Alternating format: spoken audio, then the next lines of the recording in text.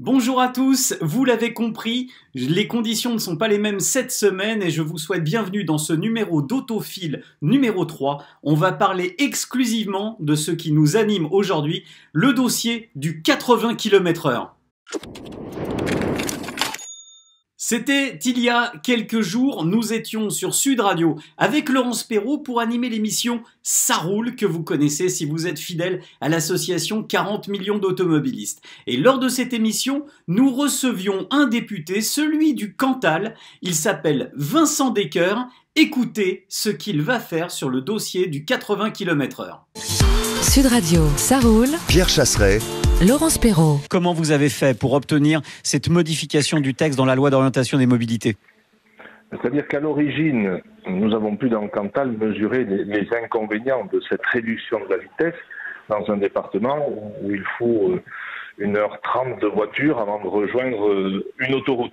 Ah. J'avais donc, moi, déposé une proposition de loi proposant justement de laisser la possibilité au président de département qu'il souhaiterait de relever cette vitesse.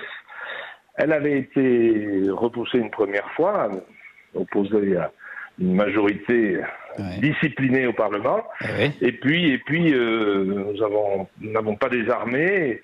Et finalement, le Premier ministre a dû esquisser un pas de recul et a introduit dans la loi des mobilités cette possibilité d'adapter la vitesse. Alors, satisfaction bien évidemment, mais en même temps, il n'a échappé à personne que le gouvernement et le Premier ministre ont créé un environnement anxiogène, c'est-à-dire qu'en désignant les élus qui prendraient la responsabilité de relever cette vitesse, ils ont semé le trouble dans l'esprit d'un certain nombre de présidents de département. Et moi, je pense qu'au-delà de cette possibilité d'adaptation, il faut continuer à militer parce que les automobilistes vont avoir du mal à s'y retrouver et la raison voudrait que la vitesse soit relevée sur l'ensemble du territoire et sur l'ensemble du réseau, puisque, je le rappelle, le gouvernement n'a rien trouvé de mieux que de laisser les nationales hors de ce dispositif. Dans le département du Cantal, on s'apprête à proposer de retrouver le 90 km/h sur la totalité du réseau. Ah, sur la totalité. Mais dites-moi, le coût, monsieur Descoeurs, vous qui êtes député de la première circonscription du Cantal, parce qu'il va falloir remettre les panneaux. Qui va payer pour le coup Ouais, qui va payer pour le coup le département. Et justement, si on revient sur la totalité du réseau, on limite le coût.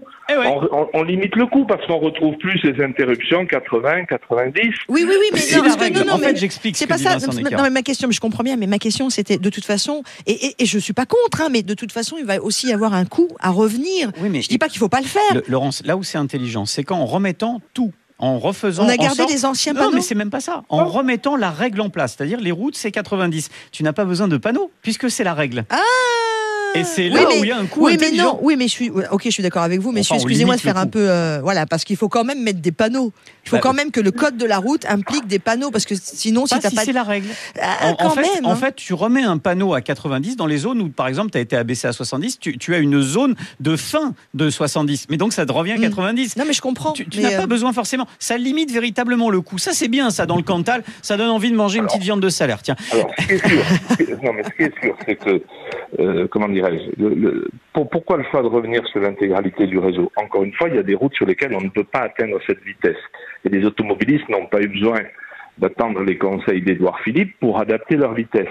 Simplement, la logique veut qu'on essaie, pour l'automobiliste, vous représentez, vous les automobilistes, qu'on essaie d'introduire un peu de cohérence, parce que les automobilistes, demain, quand la moitié des départements n'auront pas saisi cette opportunité, quand les routes nationales resteront à 80 km/h, il y a des gens qui, de bonne foi, bons conducteurs, attentifs, vont perdre des points. Évidemment. Ça, c'est pas acceptable. Les départements tombent les uns après les autres. C'est le château de cartes de la sécurité routière qui s'effondre. Après la Charente, l'Aube, le sud de la France avec l'Hérault, et puis évidemment la Haute-Marne, la Haute-Saône, le Cantal. Voilà que bon nombre de départements décident de rebasculer la vitesse à 90 km/h. Pour réagir face à cela, l'État a lancé une circulaire directement envoyée au préfet dans les départements pour inciter les départements à ne pas revenir à 90 km/h. Et puis, j'ai rencontré Patrick Septier, c'est le président du comité départemental de Seine-et-Marne et dans son département, il a tout simplement décidé de rebasculer 500 km de voirie à 90 km/h, n'en déplaise au gouvernement. Bonjour Patrick Septier. Bonjour. Alors vous avez décidé dans Seine-et-Marne, dans votre département dont vous êtes le président, de repasser prochainement certaines routes à 90 km/h. Pourquoi ce choix ? Parce que d'abord, ça a été une décision qui a été prise sans concertation. Le 80 pénalisait énormément de Seine-et-Marnais, en particulier dans sa partie rurale, où les gens doivent utiliser la voiture pour aller travailler, pour aller emmener les enfants à l'école, pour faire leurs courses. C'est un besoin d'autonomie. Et aujourd'hui, après les études indispensables, qui est nécessaire, j'ai proposé de remettre 500 km sur nos 3000 km de route départementale à 90 km/h. Alors cette circulaire qui tourne un petit peu dans les préfectures et qui met un peu la pression d'ailleurs sur les élus, comment vous l'avez ressenti en la découvrant certainement par voie de presse? Oui, bien évidemment, parce que nous n'avons pas été avertis. Ça remet complètement en cause la loi, le principe même de la loi. La loi donne l'autorisation, la possibilité au président de département de repasser à 90 km/h. Et là, il y a une circulaire qui donne tellement de contraintes. Il faut que ce soit sur un tronçon de minimum 10 km, il ne faut pas qu'il y ait de tourne à gauche, il faut qu'il y ait des bandes centrales, il ne faut pas qu'il y ait d'engins agricoles, etc., etc. Ce qui fait qu'en fin de compte, si la circulaire est appliquée comme ça, on ne peut pas remettre à 90 km à l'heure nos routes. Alors comment, est-ce que vous avez l'impression qu'à travers ce dossier du 80 km/h, on laisse un petit peu de côté par une mesure un peu parisienne toute une frange de la population qui est un petit peu plus excentrée et qui n'a pas accès à des autoroutes ou à d'autres types de routes? Bien sûr, et à ceux qui n'ont pas de transport en commun. Donc il y a une grande partie de la France, en Seine-et-Marne, une grande partie de la Seine-et-Marne qui a été très pénalisée par rapport à cette décision. C'est pour ça que je souhaite remettre une partie à 90 km/h. Comment ça va se passer en termes de calendrier? Alors donc là, j'ai saisi la commission départementale de la sécurité routière avec les études appropriées, les routes que l'on veut remettre, etc.